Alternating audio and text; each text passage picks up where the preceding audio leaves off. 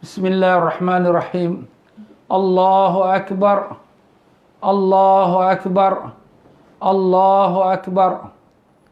Allahu Akbar. Allahu Akbar. Allahu Akbar.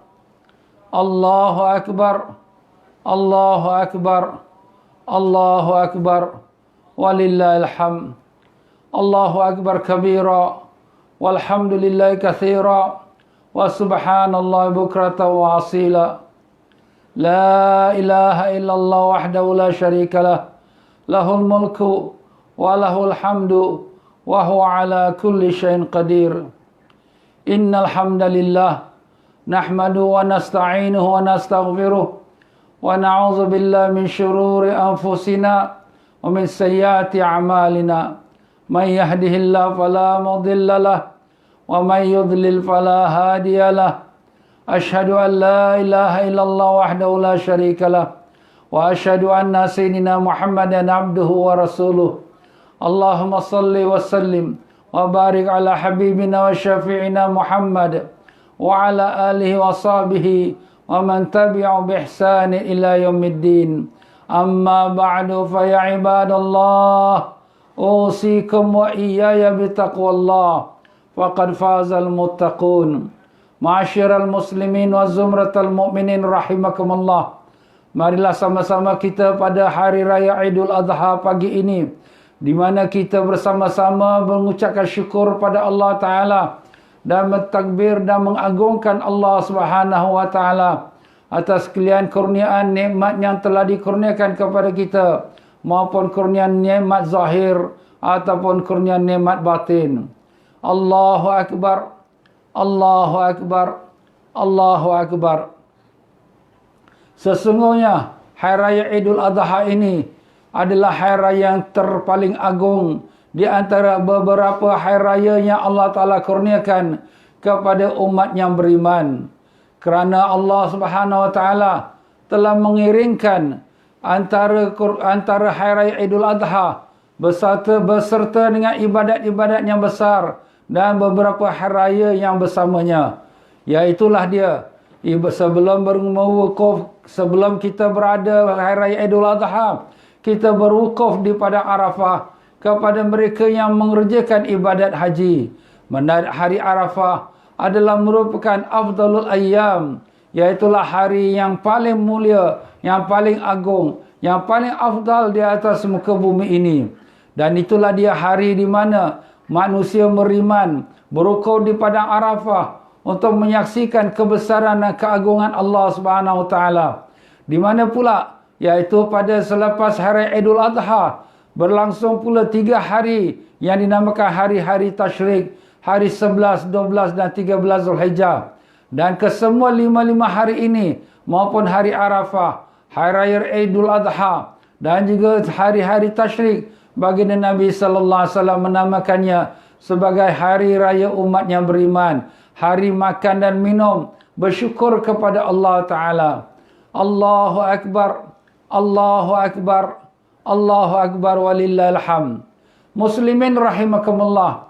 Hari raya bukanlah maknanya kita hanya gembira dengan keduniaan atau dengan pakaian yang baru ataupun dengan makanan yang sedap. Tetapi hari raya ialah gembira kita dengan taat kepada Allah Subhanahu Wa Taala. Sebagaimana telah dikatakan, laisal aidu bilibasil jadid, innamal aidu biyazidit bita'at. Bukanlah hari raya itu dengan pakaian yang baru, tetapi hari raya itu dengan bertambah dengan bertaat kepada Allah Subhanahu Wa Taala.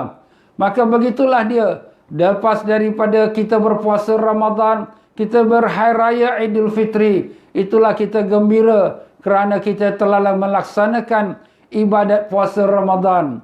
Dan demikian pula dengan syukur kita pada Allah pada hari Idul Fitri, kita mengeluarkan zakat fitrah untuk menandakan rasa syukur kita pada Allah dengan memberi makan kepada kaum fakir miskin. Demikianlah pula dalam hari Idul Adha, kita bersyukur pada Allah Ta'ala yang telah mengurniakan kita 10 hari awal Zulhijjah, yang merupakan hari yang paling baik sekali. Bahkan baginda Nabi sallallahu alaihi wasallam telah bersabda, tidak ada hari yang lebih dikasihi oleh Allah Ta'ala daripada hari 10 awal Zulhijjah, iaitu dari 1 sampai 10 Zulhijjah. Di atas muka bumi ini tidak ada hari yang lebih mulia daripada 10 hari awal Zulhijjah. Amalan salih di dalamnya lebih dikasihi oleh Allah, lebih mulia dan lebih agung di sisi Allah. Sehingga ada sahabat bertanya, apakah dia lebih daripada jihad fisabilillah? Nabi sallallahu alaihi wasallam jawab, ya, dia lebih daripada jihad fisabilillah. Melainkan orang yang keluar fisabilillah dengan harta dan dengan dirinya dan kemudian tidak kembali dengan sesuatu, maknanya mati syahid dalam peperangan fisabilillah, maka sudah pastilah orang itu lebih tinggi daripada sekalian amalan-amalan yang lain.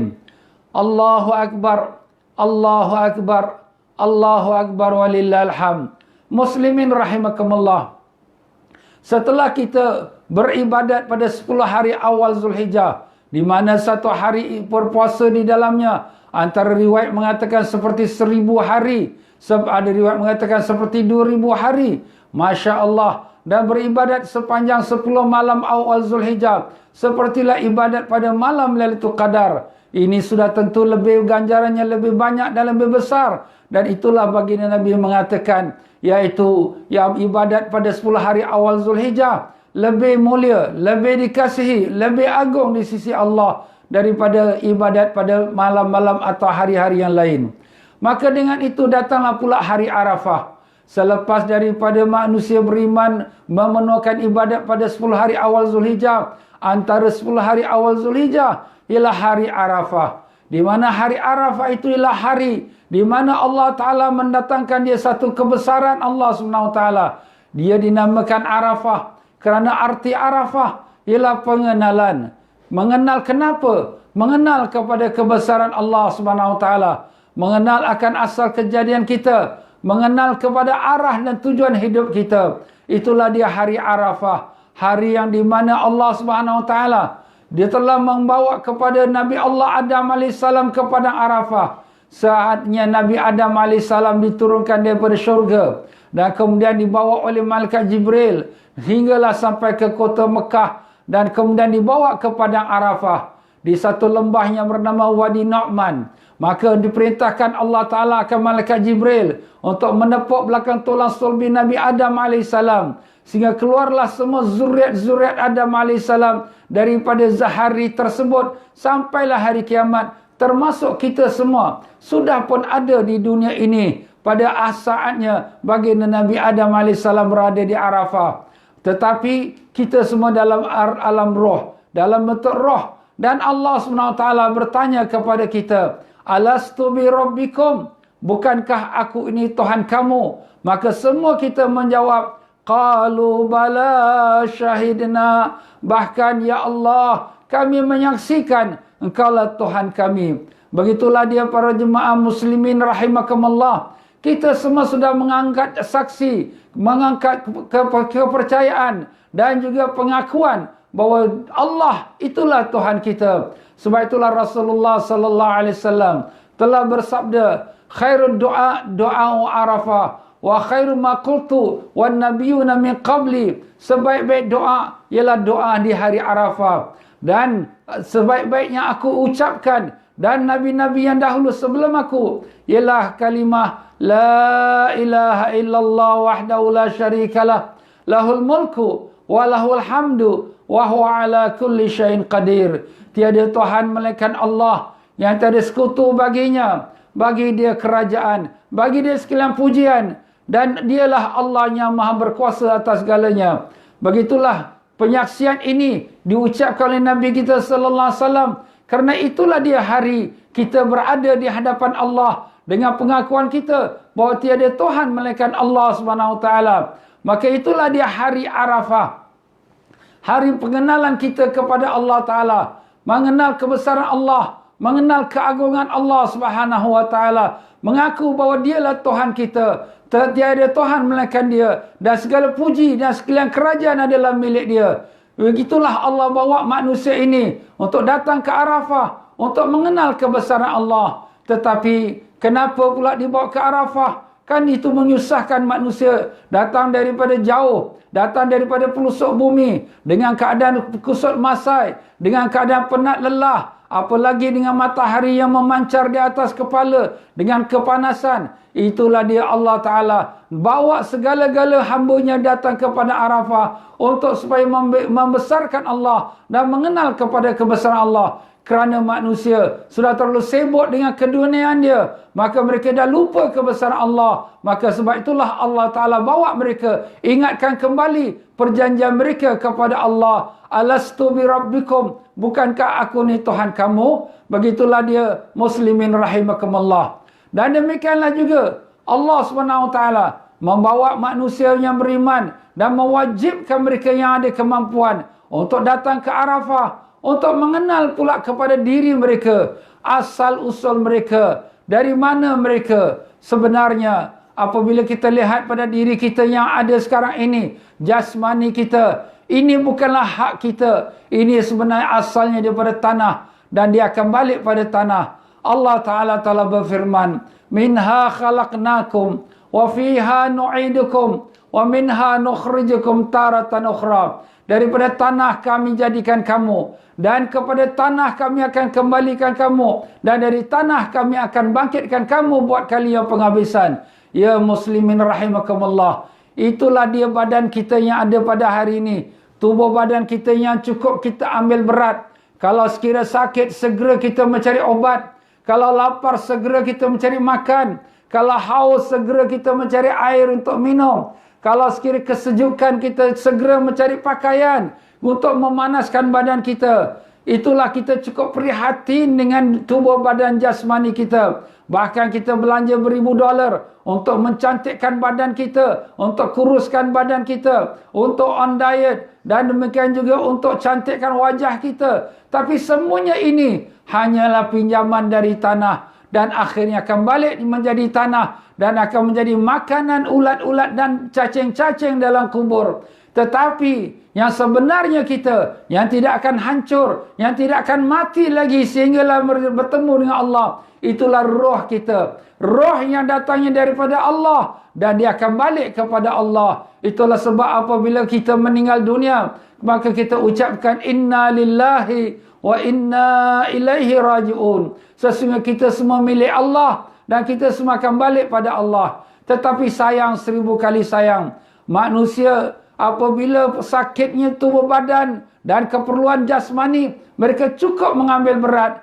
Tetapi keperluan rohani mereka sedang sakit, apakah obat yang kita beri? Rohani kita sedang lapar, apakah makanan yang kita beri? Rohani kita sedang haus, apakah minuman yang kita beri? Rohani kita sedang telanjang, apakah pakaian yang kita beri? Iaitulah dia tuan-tuan muslimin dan muslimat rahimakumullah. Rohani kita perlu pada makanan. Apakah makanan rohani? Itulah ketaatan kepada Allah. Apakah ada makanan dan obat rohani? Itulah zikrullah dan amalan-amalan saleh, bacaan Al-Quran dan amalan-amalan yang mendapatkan keridhaan Allah. Apakah pakaian rohani? Itulah takwa kepada Allah Ta'ala.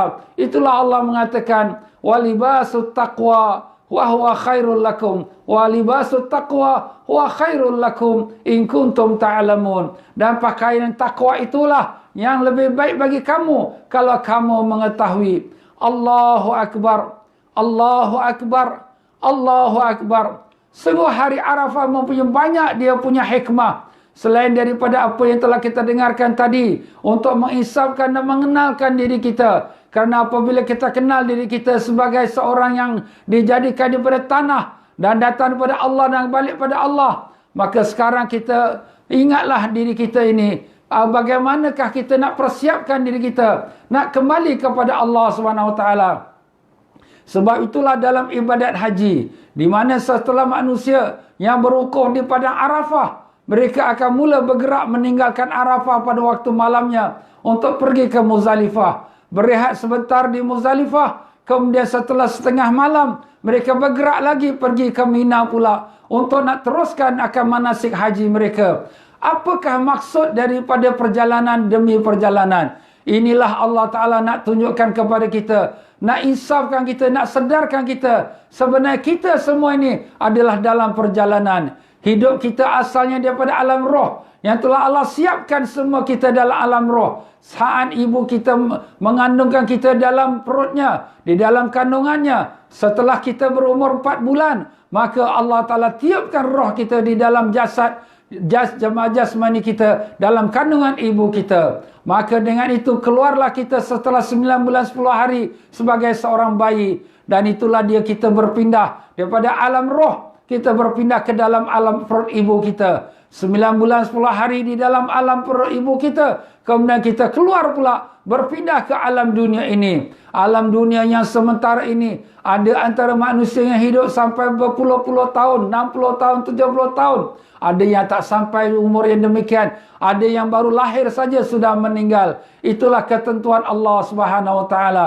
Kesemuanya itu nak mengingatkan kita, dunia bukan tempat yang kekal. Dunia bukan matlamat dan destinasi terakhir. Dunia hanyalah tempat transit, tempat kita melalui jalan. Itulah Rasulullah sallallahu alaihi wasallam telah bersabda, "Kun fid dunya ghariban wa abiras sabil." Jadilah kamu dalam dunia ini seperti orang yang dagang, orang stranger, orang yang mendatang, atau seperti orang yang melalui jalan. Begitulah kita di dalam dunia. Bukanlah tempat kita untuk bersenang-senang semata-mata. Bukan untuk kita menghabiskan umur kita dengan memuaskan nafsu kita seikut kehendak kita. Tetapi dunia ialah sebagai persiapan untuk kita kembali ke akhirat. Sebagaimana sabda Nabi sallallahu alaihi wasallam, "Ad-dunya mazratul akhirah." Dunia adalah tempat cocok tanamnya hari akhirat. Allahu akbar. Allahu akbar. Allahu akbar walillahil hamd. Manusia akan berpindah selepas daripada mereka berada di dunia, yang mana beramal soleh, ataupun sebaliknya mereka akan berpindah masuk ke alam barzakh, yang di mana alam barzakh, alam kubur, mereka akan duduk sehinggalah hari kiamat. Imma lagi 100 tahun, imma lagi 1000 tahun, hanya Allah saja maha mengetahui. Yang di mana dalam alam barzakh mereka akan duduk lebih lama daripada mereka duduk di atas muka bumi ini. Apakah persiapan kita untuk hari kita kembali ke alam barzakh? Sudahkah kita siapkan rumah kita dalam kubur kita? Sudahkah kita siapkan kipas angin, air condition, tilam tempat kita berbaring, makan minum kita, icebox kita? Masya Allah, tabarakallah. Andai kata kita sudah diberi kunci untuk mendapatkan rumah baru kita, kita tidak akan berpindah ke rumah baru itu, melainkan setelah kita pastikan semua keperluan dan rumah itu sudah dilengkapkan. Dengan lampu-lampunya, dengan airnya, dengan dapur-dapurnya, dengan tempat tidurnya, dengan tempat makannya. Pokoknya segala yang kita A to Z kita siapkan. Karena kita tidak mahu apabila kita berpindah ke rumah baru itu, kita ada kekurangan, ada keperluan dan banyak lagi masalah. Kita nak pastikan semuanya itu lengkap. Subhanallah. Itulah keadaan manusia dalam hidup dunia. Tapi berapa lama mereka akan duduk dalam rumah baru mereka? Lagi 1000 tahun? Tidak. Lagi 100 tahun? Tidak. Kalau hidup mereka umur 100 tahun pun, rumah mereka hanya 99 tahun saja. Tetapi banyak yang tidak sampai ke umur itu. Mereka pun akan balik pada Allah. Tetapi begitulah manusia sanggup habis-habisan, bahkan ratusan ribuan dolar untuk nak melengkapkan rumahnya mereka berpindah. Sedangkan mereka tidak tahu berapa lama yang mereka akan duduk. Mungkin hari ini masuk dan besok mereka akan meninggal. Allahu Akbar. Allahu Akbar. Allahu Akbar walillahil hamd. Marilah kita bertanya dan muhasabah diri kita. Apakah persiapan kita untuk kita berpindah ke rumah alam barzakh kita? Semua kita yakin, kita semua akan mati. Semua kita tahu, kita akan masuk dalam lubang kubur. Semua kita tahu, lubang kubur adalah sempit. Lubang kubur adalah kecil. Dan lubang kubur di bawah tanah, 6 kaki di bawah. Dan tidak ada siapa yang akan bersama kita dalam lubang kubur. Hanya kita seorang sahaja. Apakah sudah kita lengkapkan keperluan kita dalam lubang kubur itu? Atau kita masih nanti, sedangkan mati tidak tahu bila. Ingatlah Rasulullah sallallahu alaihi wasallam telah bersabda, Al-qabru rawdatun min riyadil jinan, atau hufratun min hufratin niran. Kubur itu, imma dia itu satu taman dari taman syurga, atau dia satu kawah dari api neraka.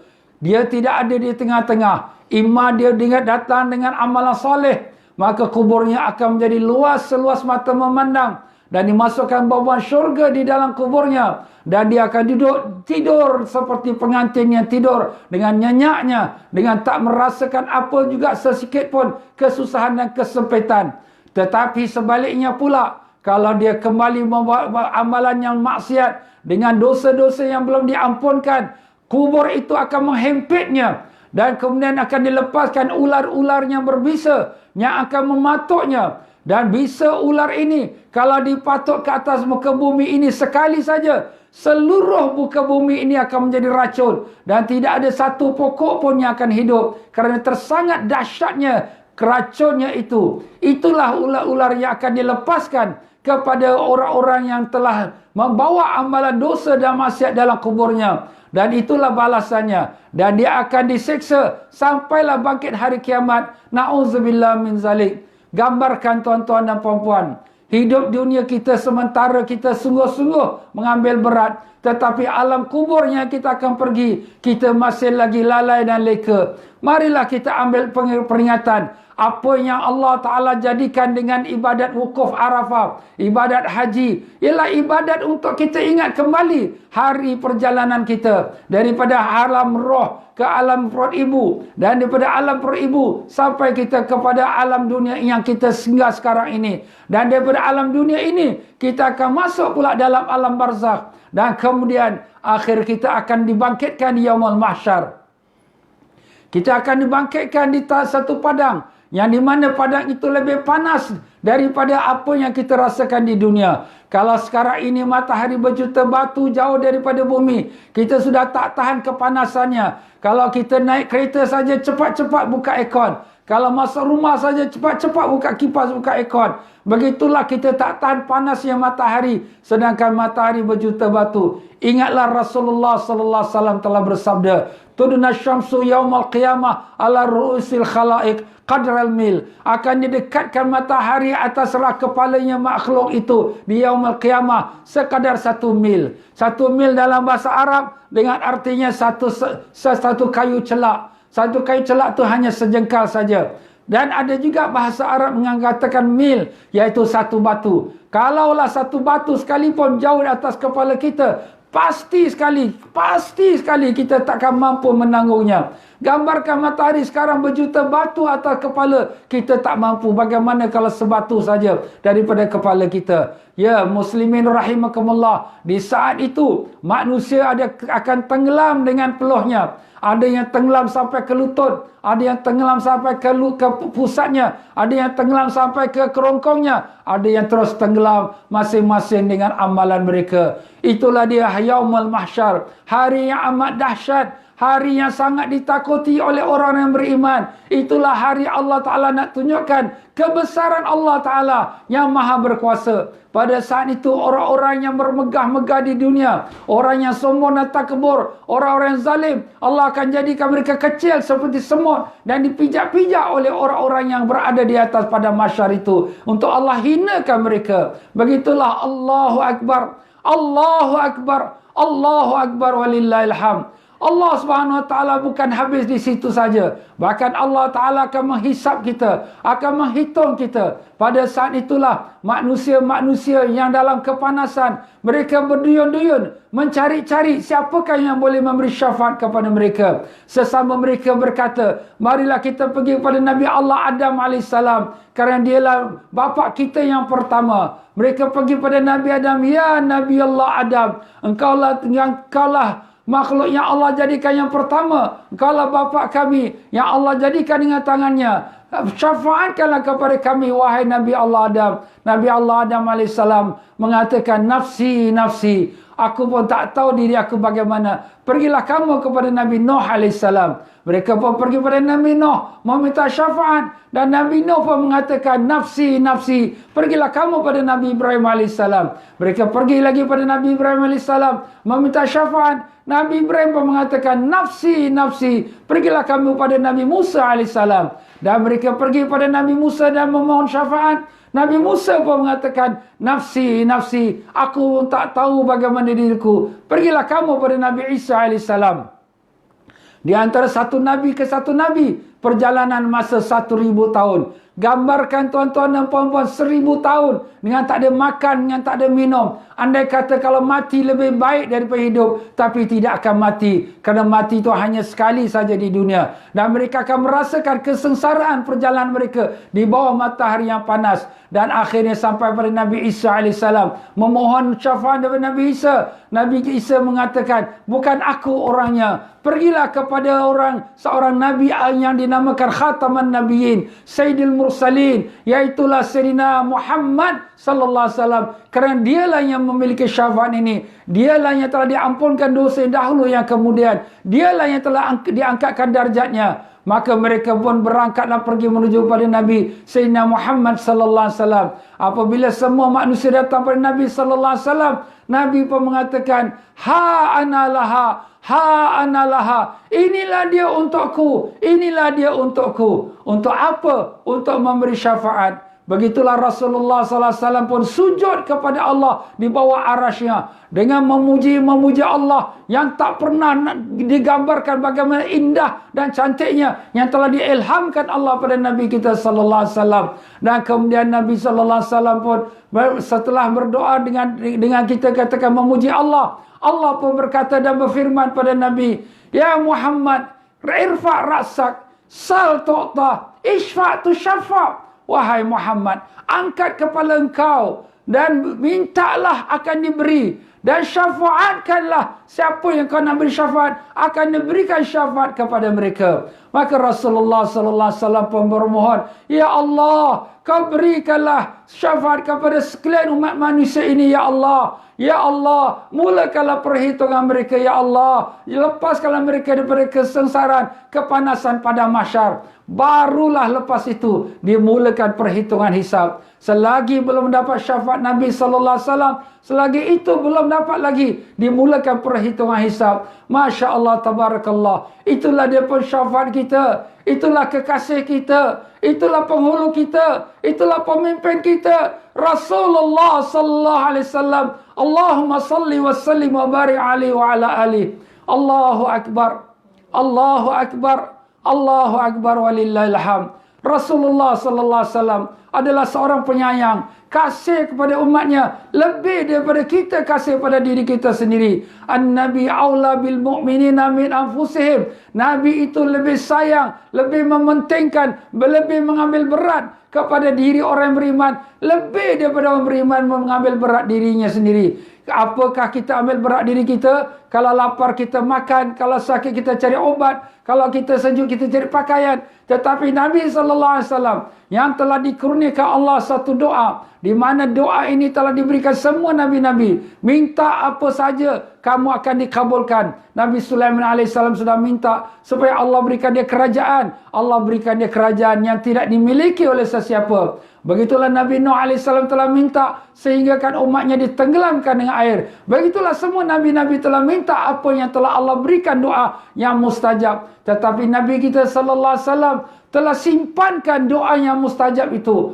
Simpankan untuk siapa? Untuk nak beri syafaat. Untuk beri syafaat pada siapa? Bukan kerana untuk keluarganya atau familinya, tetapi untuk umatnya. Ummati, ummati. Kalau kita di pada mahsyar, kita mengatakan nafsi, nafsi. Bagaimana diriku, bagaimana diriku. Tetapi Rasulullah sallallahu alaihi wasallam di yaumul mahsyar mencari-cari umatnya. Ummati, ummati. Ibu kita tak mencari kita. Ayah kita tak mencari kita. Isteri tak mencari suami. Suami tak mencari isteri. Anak-anak tak cari ibu ayah. Tetapi Rasulullah sallallahu alaihi wasallam mencari kita. Inilah dia manusia yang paling sayang kepada kita. Lebih sayang daripada kita sayang diri kita. Allahu Akbar. Allahu Akbar. Allahu Akbar walillahil hamd. Ma'asyiral muslimin wa zumratal mu'minin. Setelah daripada mula perhitungan hisab, maka di sanalah akan dibukakan buku-buku amalan kita. Di sanalah akan diperhitungkan amalan-amalan kita. Dan akan ditimbang amalan baik dengan amalan jahat. Siapa yang siap dengan amalan yang baik, faman ya'mal mithqala dzarratin khairan yarah, Wa may ya'mal mithqala dzarratin syarran yarah. Siapa yang buat amalan yang baik walau sebesar biji sawi, akan dia melihatkan balasan baiknya. Dan sesiapa yang buat amalan jahat walau sebesar biji sawi, akan dilihatkan akan balasannya. Dan setelah daripada timbangan itu, maka mereka akan dibawa menyeberang jembatan Siratal Mustaqim. Jembatan yang lebih halus pada rambut, yang lebih tajam daripada pedang. Jembatan yang dibentangkan 1,500 tahun di atas neraka. 500 tahun mendaki, 500 tahun mendatar, 500 tahun menurun. Gambarkan bagaimana kita nak menyeberangi, tuan-tuan. Bagaimana kita nak melalui jembatan yang amat-amat kecil dan amat-amat halus. Pasti kita takkan dapat selamat menyeberanginya, melainkan orang yang Allah selamatkan. Siapakah orang yang Allah selamatkan? Orang yang Allah Ta'ala telah catatkan namanya di dalam kalangan yang tidak akan masuk neraka. Itulah dia hari Arafah. Hari Arafah, Allah Ta'ala menjadikan hari yang paling banyak sekali hamba-hambanya yang dilepaskan dari neraka. Sabda Nabi Sallallahu Alaihi Wasallam, tidak ada hari yang lebih banyak hamba-hamba Allah yang dilepaskan dari neraka daripada hari Arafah. Maka dengan sebab itulah orang-orang di Arafah bermohon. Bahkan seluruh dunia kita juga bermohon pada Allah di saat hari Arafah. Alhamdulillah, syukur pada Allah, mereka yang telah berjaya menghidupkan hari Arafah dengan doa, mudah-mudahan dikabulkan. Mereka yang tak berjaya, mudah-mudahan mendapat barakah dan syafaat daripada kawan dan teman saudara sahabatnya yang berdoa untuk mereka juga bersama. Allahu Akbar, Allahu Akbar, Allahu Akbar, walillahil hamd. Dan akhirnya masuk ke syurga atau ke neraka. Itulah sebenar-benarnya kejayaan atau kerugian. Orang yang berjaya bukan kerana mengumpulkan harta yang banyak. Orang yang rugi bukan kerana dia tu tidak untung perniagaan. Tapi orang yang berjaya, orang yang dimasukkan dalam syurga. Dan orang yang rugi ialah orang yang dimasukkan neraka. Allah Ta'ala berfirman, "Faman zuziha 'anil nar wa udkhilal jannata faqad faz wa mal hayatud dunya illa mata'ul ghurur." Sesiapa yang dilepaskan dari neraka dan dimasukkan syurga, itulah orang yang berjaya. Dan tidaklah hidup dunia ini melainkan kesenangan yang penuh dengan tipu daya. Semoga dengan apa yang kita dengarkan tadi, hikmah dalam perjalanan ibadat haji itu membawa keinsafan pada diri kita, untuk kita kembalikan diri kita kepada Allah Ta'ala sebelum kita kembali dengan sebenarnya. Insaf, dan kita bawa kembali iman kita, takwa kita, amalan salih. Semoga kita kembali pada Allah sebagaimana Allah perintahkan.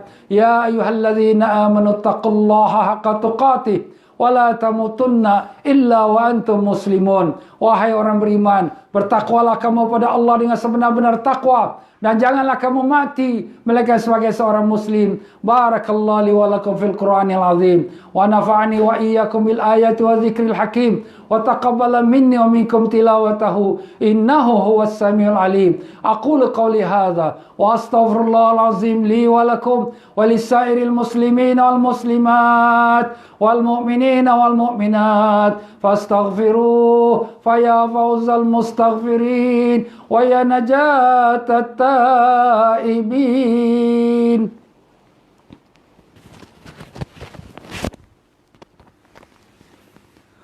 اللهم صل وسلم وزد وأنعم وتقبل وبارك بجلالك وكمالك على زين عبادك وأشرف عبادك سيدنا ومولانا محمد وعلى آله وصحبه وسلم. ورضي الله تبارك وتعالى عن كل الصحابة رسول الله أجمعين.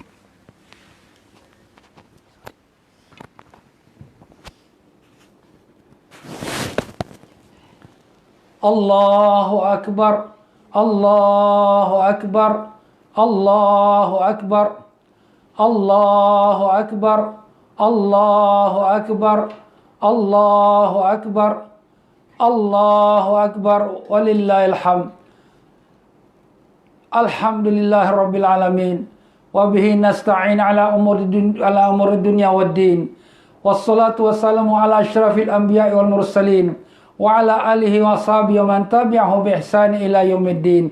Amma ba'du fa ya ibadallah, usikum wa iyaya bi taqwallah. faqad fazal muttaqun. Ma'asyiral muslimin azumratal mu'minin rahimakumullah.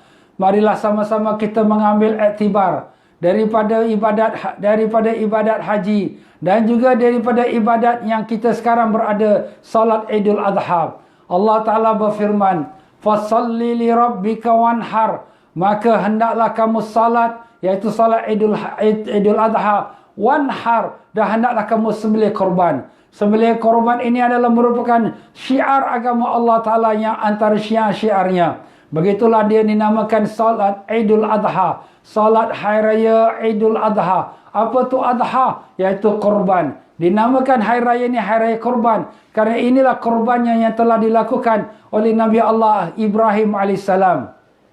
Ia sebagai satu iktibar dan pelajaran kepada kita bagaimana Nabi Ibrahim AS mengikut perintah Allah Ta'ala sehingga sanggup melakukan apa saja Allah Ta'ala perintahkan. Itulah pengorbanan Nabi Ibrahim AS. Allah SWT telah ceritakan kisah Nabi Ibrahim ini dengan mengatakan, wa idh qala Ibrahimu wa idh qala ya bunayya inni ra'aitu anni azbahuka. Ya wahai anakku, aku melihat dalam mimpiku bahawa aku menyembelih engkau. Ya, itulah dia mimpi Nabi-Nabi, adalah wahyu daripada Allah Ta'ala. Maka berkata Nabi Ismail AS, ya abati fa'al ma tu'mar, satajiduni insya'allahu minas sabirin. Wahai ayah, lakukanlah apa yang kau telah diperintahkan. Engkau akan mendapati aku sebagai orang-orang yang sabirin, yang sabar. Begitulah Nabi Ibrahim AS membawa anaknya Nabi Ismail dan nak menyembelihnya. Tetapi datang syaitan dan syaitan menggoda dan Nabi Ibrahim merejamnya dengan 7 anak batu. Begitulah Nabi Ibrahim berpindah lagi dan tak untuk menyembelih Nabi Ismail untuk mengikut perintah Allah. Maka datang lagi syaitan menggoda. Maka Nabi Ibrahim melontarkan lagi dengan 7 anak batu sehingga tenggelam syaitan itu dalam tanah. Dan kemudian Nabi Ibrahim berpindah lagi ke tempat yang ketiga untuk menyembelih anaknya Ismail. Kemudian datang lagi syaitan menggodanya dan Nabi Ibrahim melontar lagi dengan 7 anak batu dan tenggelam lagi syaitan di dalam tanah. Dan akhirnya Nabi Ibrahim AS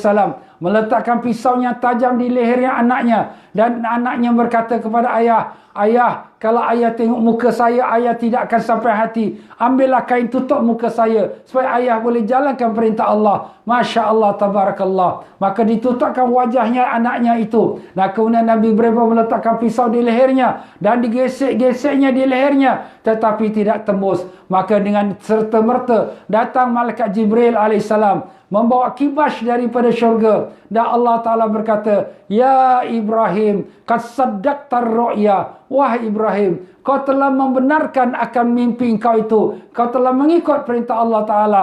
Dan Allah Ta'ala mengatakan, wa fadainahu bidzibhin azim. Dan kami gantikan sembelihan Ismail dengan satu penyembelihan yang besar, iaitu kibas daripada syurga. Begitulah dia sejarah korban yang pertama, di mana Nabi Ibrahim AS menyembelih anaknya, tapi Allah gantikan dia dengan seekor kibas. Apakah intisari dan pelajaran yang kita ambil daripada cerita yang kita dengar itu? Pertama sekali kita mendengar bagaimana taatnya Nabi Ibrahim AS kepada Allah, di mana dia tidak ingkar dan tak bertanya. Bahkan anaknya juga Ismail tidak beringkar dan tak bertanya kenapa, tetapi terus menerima. Ayah, jalankanlah perintah Allah. Maka begitulah kedua ayah dengan anak ini menunjukkan satu simbol ketaatan kepada Allah. Sanggup korban, walaupun korban dirinya untuk kerana kepada Allah Ta'ala. Dan bahkan pula apabila seseorang tu nak melakukan ibadat dan taat pada Allah, nak mengkorbankan dirinya taat pada Allah, pasti sekali dia tak akan terlepas daripada godaan syaitan. Seperti mana Nabi Ibrahim AS yang digoda oleh syaitan, begitulah kita manusia hari ini. Apabila kita nak buat taat, apabila kita sudah insaf, sudah kita bertaubat, kita berazam nak ubah diri kita, akan datang juga syaitan-syaitan yang menggoda kita, maupun syaitan manusia atau syaitan jin. Kawan teman kita, keadaan keliling kita, dan pergaulan kita, dan kerja kita, kesemuanya akan menarik diri kita daripada menghadapkan hati kita kepada Allah Ta'ala. Akhirnya kita kembali kepada na'udzubillah, amal-amal yang jahat. Itulah keadaan hidup dunia kita. Maka dengan sebab itulah hari korban ini bukan hanya kita korban haiwan binatang seperti mana yang kita lakukan setiap tahun, tetapi pengorbanan yang besar ialah pengorbanan diri kita kepada Allah. Syekh Shibli rahmatullah alaih, seorang wali Allah, berziarah kepada muridnya yang baru balik pada haji dan bertanya, adakah kamu sudah melakukan korban? Maka muridnya kata, sudah Tuan Guru. Maka Tuan Gurunya bertanya, adakah kamu korbankan diri kamu? Maka jawabnya, tidak wahai Tuan Guru. Maka kata Tuan Gurunya, kalau begitu kamu belum berkorban. Korban yang dimasukkannya korban diri kita ialah korbankan nafsu kita, korbankan kepentingan kita, korbankan ego kita, korbankan harta kita, korbankan kedudukan kita, korbankan dunia segalanya demi kerana Allah SWT.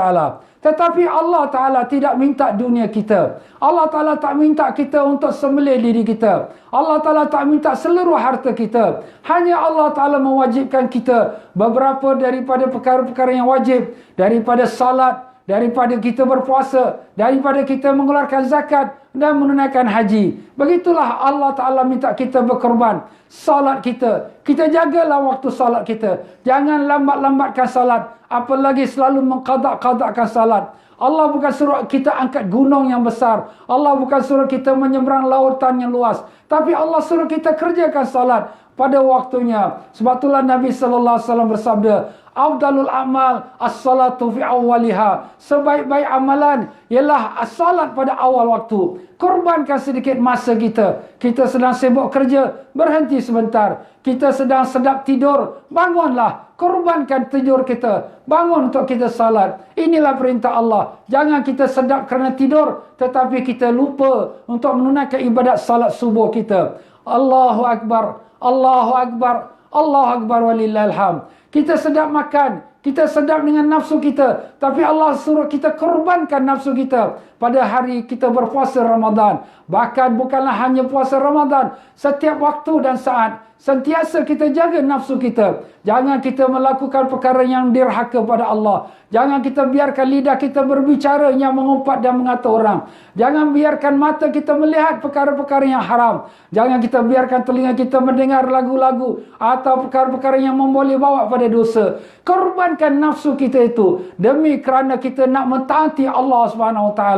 Allahu Akbar. Allahu Akbar. Allahu Akbar walillahil hamd. Kita korbankan harta kita, di mana kita keluarkan zakat yang wajib dan kita keluarkan sedekah yang kita keluarkan, apalagi sedekah amal jariah. Semua itu adalah merupakan untuk diri kita. In ahsantum li anfusikum wa in asatum falaha. Kalau kamu buat baik, baik itu untuk diri kamu. Kalau kamu buat jahat, jahat untuk diri kamu. Bukan Allah yang mendapatkan kebaikannya. Allah tidak rugi kalau kamu tak ibadat. Allah tidak untung kalau kamu taat. Tetapi semua kebaikan atau keburukan kembali pada diri kamu sendiri. Maka gunakanlah harta itu untuk kita bersedekah yang mana lebih daripada keperluan kita. Jangan sampai nanti di akhir umur kita, apabila kita sudah nak mati, barulah kita berdoa, Rabbi law akhartani ila ajalin qarib fa asaddaqa wa akum minas salihin. Ya Tuhanku, lambatkan sedikit ajal aku ini. Aku nak bersedekah supaya aku menjadi daripada kalangan hamba-hamba yang salihin. Wala yuakhirullahu nafsan idza jaa ajaluha. Allah tidak akan melambatkan ajal seseorang apabila telah sampai saatnya. Saatnya tepat akan matilah dia. Itulah kita tuan-tuan. Jangan sampai dekat mati baru kita nak bersedekah. Jangan sampai dekat mati baru kita nak buat amal jariah. Saat kita hidup, saat kita sedang ada sihat walafiat, bersedekahlah. Jangan kerana sayangkan harta, tetapi harta itu tidak kita bawa ke kubur. Apabila dia nak mati, barulah kita sedar, kalau aku mati, harta ini semua akan jadi milik waris. Aku nak sedekah, tapi dah tidak ada lagi masa untuk dia bersedekah. Maka marilah kita korbankan harta kita. Bukanlah Allah Ta'ala suruh kita sampai gigit jari, tetapi korbankan, jangan kita sayang harta sampai kita bakhil dan kedekut. Allahu Akbar. Allahu Akbar. Allahu Akbar walillahil hamd. Demikianlah Allah suruh korbankan sebagian daripada masa dan harta dan jasmani kita untuk mengerjakan ibadat haji. Ya, begitulah kewajipan rukun Islam yang kelima. Ma'asyiral muslimin rahimakumullah. Sebenarnya korban bukan itu saja. Bahkan korbankan ego kita, korbankan rasa pandai kita, rasa baik kita, berasanya taat kita. Jangan kita bermegah dengan kepandaian kita. Jangan kita bermegah dengan kita punya kecantikan, dengan kita punya harta. Andai kata kalau kita ada pertengkaran sesama sesaudara Islam kita, segeralah kita bermaaf-maafan. Jangan terbawa-bawa dengan kita rasa akulah patut mereka datang minta maaf, patut akulah mereka hormati. Jangan demikian. Kalaulah isteri dengan suami ada sikit pertengkaran, jangan terbawa-bawa sampai perceraian. Hendaklah orang yang pertama yang Allah berikan pahala besar ialah orang yang meminta maaf. Kalau isteri itu yang membuka mulut, abang minta maaf, maka isteri yang dapat pahala besar. Kalau si suami pula, sayang, abang minta maaf, maka suamilah dapat pahala besar. Jangan kita ego. Bukan salah aku, ni salah isteri, patut isteri minta maaf. Ini bukan salah aku, ni salah suami, patut suami minta maaf. Jangan kita ego. Kerana Rasulullah sallallahu alaihi wasallam telah bersabda, orang yang ada sebesar zarah daripada sombong, daripada takbur, diharamkan Allah daripada memasuki syurga. Na'udzubillah min zalik. Allahu akbar. Allahu akbar. Allahu akbar walillahil hamd. Begitulah kita dengan masyarakat. Kalaulah sekira ada apa-apa perselisihan faham, janganlah kita terbawa-bawa sampai permusuhan. Kita bermaafan. Walaupun kita benar, tapi kita tak perlu meneruskan dengan kita punya argumentasi kita. Karena Rasulullah sallallahu alaihi wasallam telah bersabda, sesiapa yang meninggalkan pertengkaran, sesiapa yang meninggalkan berjidal ataupun berselisih faham, maka walaupun dia salah, tetapi dia meninggalkannya, maka dibinakan dia satu mahligai di tepi syurga. Dan kalau dia benar, tetapi dia sanggup korban untuk tinggalkan pertelingkahan itu, maka dibinakan mahligai di tengah syurga. Maka bertanya sahabat, ya Rasulullah, kenapa ini yang di tepi syurga? Kenapa ini yang di tengah syurga? Jawapan Nabi, yang di tengah syurga kerana dia benar, tetapi dia sanggup korbankan dirinya, ego dia dan nafsu dia untuk dia nak redakan daripada pertelingkahan. Itulah Allah binakan dia mahligai di tengah syurga. Adapun yang dibinakan di tepi syurga, memang dia bersalah dan dia pun sanggup untuk nak korbankan nafsu dia, untuk dia menerima kesilapan dia, dan Allah binakan dia mahligai di tepi syurga. Allahu akbar. Allahu akbar. Allahu akbar walillahil hamd. Korbankanlah perangai kita, akhlak kita yang buruk. Jangan kita lakukan sesuatu kepada orang yang kita tak suka orang lakukan pada kita. Rasulullah sallallahu alaihi wasallam telah bersabda, iaitu amilun nas, iaitu berhendaklah kamu bergaul dengan manusia bil ma'ruf, dengan kebaikan. Jangan kamu buat sesuatu yang kalau kamu tak suka orang buat pada kamu. Kita tak suka orang sombong pada kita, kita jangan sombong pada orang. Kita tak suka orang masam muka dengan kita, kita jangan masam muka dengan orang. Kita tak suka orang pekik-pekik nama kita, kita jangan pekik-pekik nama orang. Kita tak suka orang menyalah-nyalahkan kita, maka kita jangan menyalah-nyalahkan orang.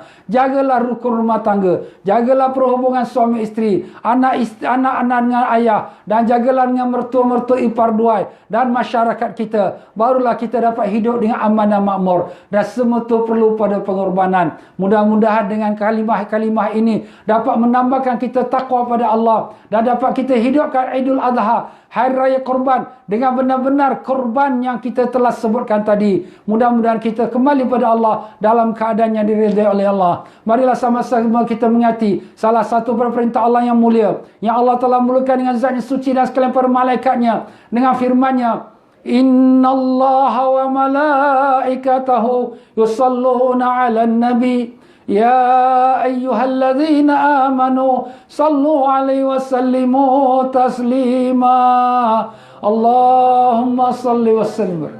Allahumma salli wa sallim ala abdika rasulika Muhammad sahibil wajhin anwar wal jabinil azhar waradallahu an ashabi Abu Bakar wa Umar wa Uthman wa Ali radhiyallahu anhum wa an sa'iri ashabi nabika ajma'in wa an tabi'in wa tabi'in wa man tabi'ahum bi ihsanin ila yaumiddin wa anna ma'ahum bimannika wa rahmatika ya arhamar rahimin. Allahumma azil islam wal muslimin wa azil asyirka wal musyrikin wa damir a'da'ana wa a'da'ad din. Allahumma ansur ikhwanal muslimin al muslimin muslimat wal mu'minin wal mu'minat al ahya'i minhum wal amwat. Allahumma rabbana atina fid dunya hasanah wa fil akhirati hasanah wa qina azabannar. Ya Allah, ya Tuhan kami, ampunkanlah kami ya Allah, ampunkanlah ibu ayah kami, datuk nenek kami, guru-guru kami, dan sekalian kaum muslimin dan muslimat ya Allah. Ya Allah, ya Tuhan kami, tanamkanlah iman dan taqwa dalam diri kami, pimpinlah kami dalam hidup kami ini, jadikanlah sakibaki umur kami dalam taat padamu ya Allah, istiqamah istiqamahkanlah kami di atas taat padamu ya Allah, dan janganlah kau matikan kami melainkan atas iman dan Islam, di atas kalimah la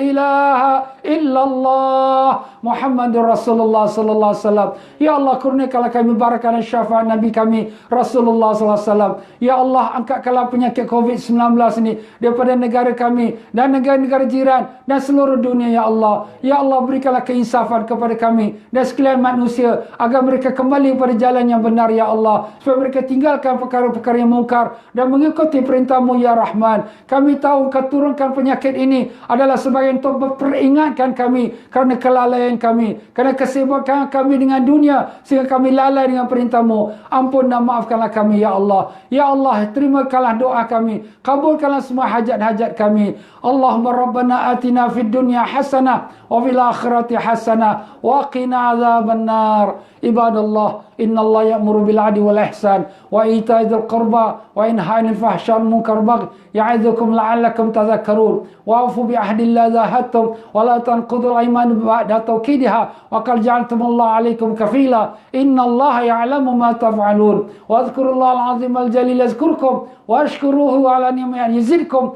wa la dzikrullahi akbar. Wallahu ya'lamu ma tasna'un.